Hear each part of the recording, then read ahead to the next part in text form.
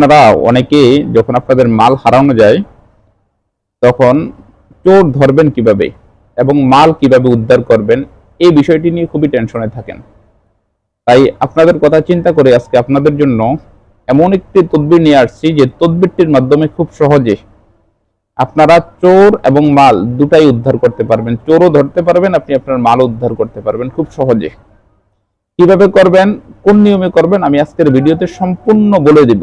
সুতরাং ভিডিওটিকে ধৈর্যের সাথে শেষ পর্যন্ত দেখবেন, কারণ আপনাদের যখন মাল হারানো যায় আপনারা কিন্তু বিভিন্ন তান্ত্রিকদের পিছনে দৌড়ান। তাই সবকিছু চিন্তা ভাবনা করে আমি মনে করি আজকের এই ভিডিওটি আপনাদের জন্য খুবই গুরুত্বপূর্ণ এবং খুবই দরকারি এবং খুবই উপকারী একটি ভিডিও। তাই ভিডিওটিকে না টেনে একটু শেষ পর্যন্ত দেখার চেষ্টা করবেন। ভিডিওটি শুরু করার আগে ছোট্ট একটু অনুরোধ করব, আপনি যদি আমার এই ভিডিওটি আমার ইউটিউব চ্যানেল থেকে দেখে থাকেন তাহলে অবশ্যই চ্যানেলটিকে সাবস্ক্রাইব করে রাখবেন। কারণ আপনি যে চ্যানেল থেকে আমার এই ভিডিওটি দেখছেন, আমার এই চ্যানেলটি একটি অফিসিয়াল নতুন একটি ইউটিউব চ্যানেল, যার জন্য এই চ্যানেলের সাবস্ক্রাইবার কম। এটি ছাড়াও আমার অন্য একটি ইউটিউব চ্যানেল রয়েছে, যে চ্যানেলটার নাম শুধু আত্মাক্রিম। আর যেটা থেকে আপনি ভিডিওটি দেখছেন এই চ্যানেলটার নাম আত্মাক্রিম অফিসিয়াল। সুতরাং চ্যানেলটিকে সাবস্ক্রাইব করে সাথেই থাকবেন। আলোচনা করতেছিলাম যে যদি আপনার কোনো মাল হারানো যায় তখন মাল এবং চোর দুটাকে আপনি ধরবেন কিভাবে, চোর ধরবেন কিভাবে এবং মালকে আপনি উদ্ধার করবেন কিভাবে।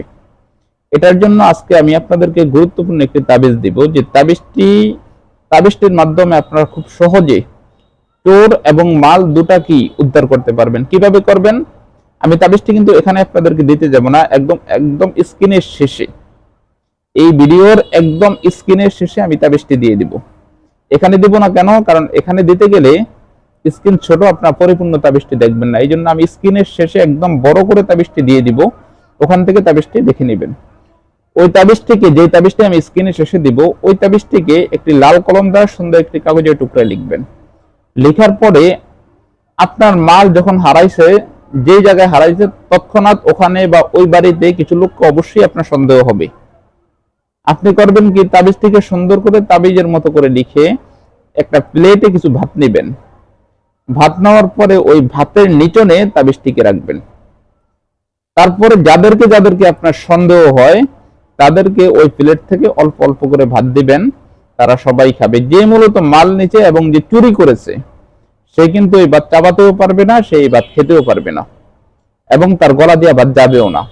আর যে ভালো, যে এই অপরাধের সাথে জড়িত না, সে অবশ্যই ভাত চাবাতেও পারবে, খেতেও পারবে, গিলতেও পারবে। কিন্তু যে চোর, যে মাল নিয়েছে, সে কিন্তু ভাত চাবাতেও পারবে না, খেতেও পারবে না। তাবিজটি কিন্তু খুবই পরীক্ষিত একটি তাবিজ এবং খুবই শক্তিশালী পাওয়ারফুল একটি তাবিজ। এটার মাধ্যমে যদি আপনারা কাজ করেন তাহলে আমি আশা করি 100% আপনারা উপকার পাবেন এবং উপকৃত হবেন। বিষয়টি খুবই গুরুত্বপূর্ণ আপনাদের জন্য, কারণ আমাদের দাম্পত্য জীবনে এমন বিষয়টি অহরহ ঘটে থাকে।